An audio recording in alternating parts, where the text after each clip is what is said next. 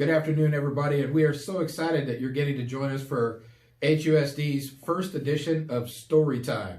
So, ladies and gentlemen, we are all at home, but that does not mean that literacy stops and reading stops. So this is something that we wanted to do to help bring our families together and bring our community together. What's better than story time? I remember that as an elementary student. It was so much fun to gather around and listen to the teacher read. So parents, this is a great opportunity for you to bring the kids together and let's all sit down together and work our way through a book.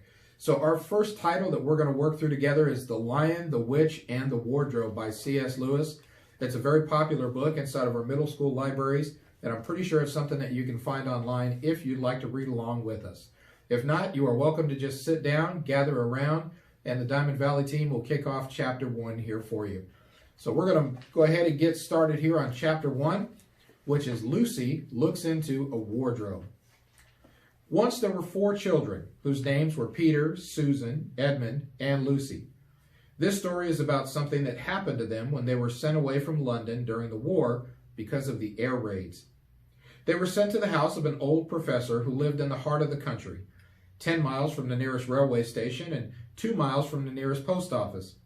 He had no wife, and he lived in a very large house with a housekeeper called Mrs. Macready and 3 servants. Their names were Ivy, Margaret, and Betty, but they don't come into the story too much. He himself was a very old man with shaggy white hair which grew over most of his face as well as his head, and they liked him almost at once. But on first evening, when he came out to meet them at the front door, he was so odd-looking that Lucy, who was the youngest, was a little afraid of him, and Edmund, who was the next youngest, wanted to laugh and had to keep on pretending he was blowing his nose to hide it. As soon as they had said goodnight to the professor and gone upstairs on the first night, the boys came into the girls' room and they all talked it over. "We've fallen on our feet, and no mistake," said Peter. "This is going to be perfectly splendid. That old chap will let us do anything we like." "I think he's an old dear," said Susan. "Oh, come off it," said Edmund, who was tired and pretending not to be tired, which always made him bad-tempered. "Don't go on talking like that." "Like what?" said Susan. "And anyway, it's time you were in bed." "Trying to talk like mother," said Edmund. "And who are you to say when I'm to go to bed?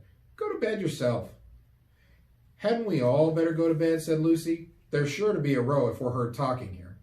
"No, there won't," said Peter. "I tell you, this is the sort of house where no one's going to mind what we do. Anyway, they won't hear us.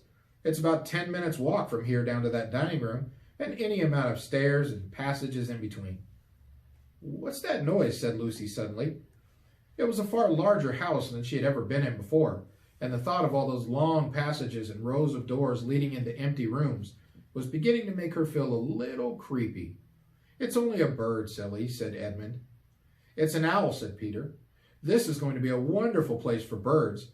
I shall go to bed now. I say, let's go and explore tomorrow. You might find anything in a place like this. Did you see those mountains as we came along? And the woods? There might be eagles. There might be stags. There'll be hawks." "Badgers," said Lucy. "Foxes," said Edmund. "Rabbits," said Susan. But when next morning came, there was a steady rain falling, so thick that you looked out the window you could see neither the mountains, nor the woods, nor even the stream in the garden. "Of course it would be raining," said Edmund. They had just finished their breakfast with the professor and were upstairs in the room he had set apart for them. A long, low room, with 2 windows looking out in one direction and 2 in another. "Do stop grumbling, Ed," said Susan. 10 to 1, it'll clear up in an hour or so. And in the meantime, we're pretty well off. There's a wireless and lots of books." "Not for me," said Peter. "I'm going to explore in the house." Everyone agreed to this, and that was how the adventures began. It was the sort of house that you never seemed to come to the end of, and it was full of unexpected places. The first few doors they tried led only into spare bedrooms, as everyone had expected that they would. But soon they came to a very long room full of pictures, and there they found a suit of armor. And after that was a room all hung with green, with a harp in one corner. And then came 3 steps down and 5 steps up, and then a kind of little upstairs hall, and a door that led out onto a balcony. And then a whole series of rooms that led into each other, and were lined with books, most of them very old books, and some bigger than a Bible in a church. And shortly after that, they looked into a room that was quite empty, except for one big wardrobe, the sort that has a looking glass in the door. There was nothing else in the room at all, except a dead blue bottle on the windowsill. "Nothing there," said Peter, and they all trooped out again, all except Lucy. She stayed behind because she thought it would be worthwhile trying the door of the wardrobe, even though she felt almost sure that it would be locked. To her surprise, it opened quite easily, and 2 mothballs dropped out. Looking into the inside, she saw several coats hanging up, mostly long fur coats. There was nothing Lucy liked so much as the smell and feel of fur. She immediately stepped into the wardrobe and got in among the coats and rubbed her face against them, leaving the open door, of course, because she knew that it was very foolish to shut oneself into any wardrobe.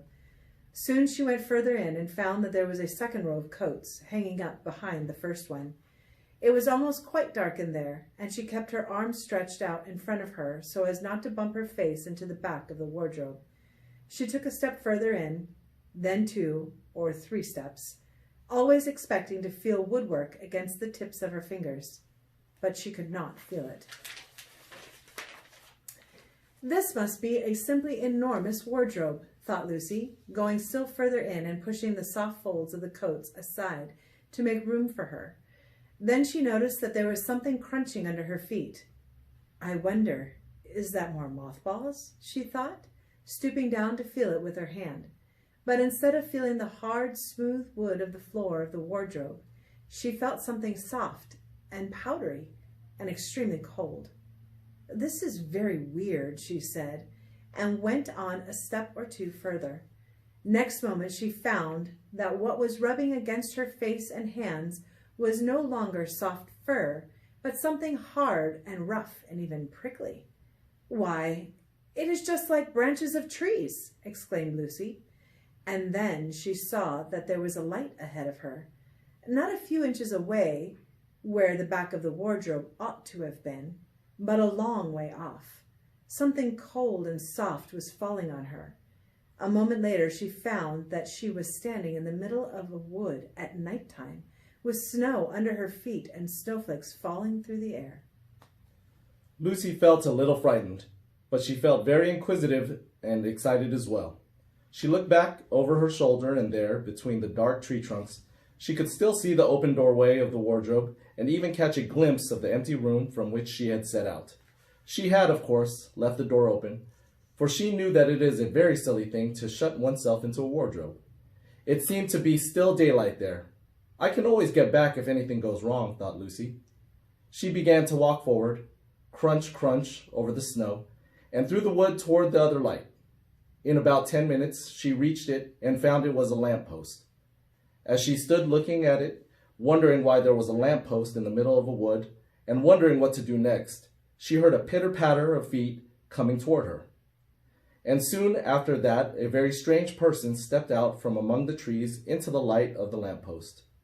He was only a little taller than Lucy herself, and he carried over his head an umbrella, white with snow. From the waist upward, he was like a man, but his legs were shaped like a goat's. The hair on them was glossy black, and instead of feet, he had goat's hoofs.